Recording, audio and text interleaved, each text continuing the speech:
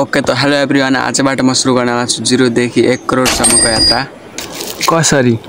एकदमै सिम्पल। सुरुमा म चाहिँ एउटा सानो गेमिङ च्यानल खोल्ने छु, त्यसमा चाहिँ हल्का सब्स्क्राइबरहरूलाई लिएर त्यसलाई चाहिँ पछि सेल गर्ने छु। यो चाहिँ पार्ट 1 हुनाले चाहिँ हामी चाहिँ यसमा चाहिँ हल्का बेस कमाउने छौं र त्यो बेसबाट चाहिँ हामी पछि लगेर 1 करोड पुगाउने छौं। अब युट्युब च्यानल बनाऊ।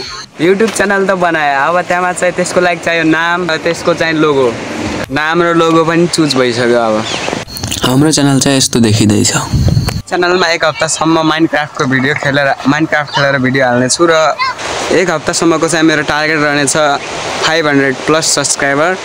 गाइज अब हामी चाहिँ माइनक्राफ्ट चाहिँ डाउनलोड गरेर आज चाहिँ एउटा भिडियो हाल्छौँ र भोलि चाहिँ एउटा, पछि गरेर 7 दिनसम्म भिडियो हाल्छौँ माइनक्राफ्टको र अनि हेर्छौँ कस्तो आउँछ रिजल्ट। गाइज अहिले चाहिँ मैले एउटा भिडियो हालेँ, त्यसको रिजल्ट चाहिँ म भोलि देखाउँछु हैन। तपाईहरुलाई कति भ्युज आयो, कति सब्स्क्राइबर बढ्यो भने ल भोलि हेर आउँछ है।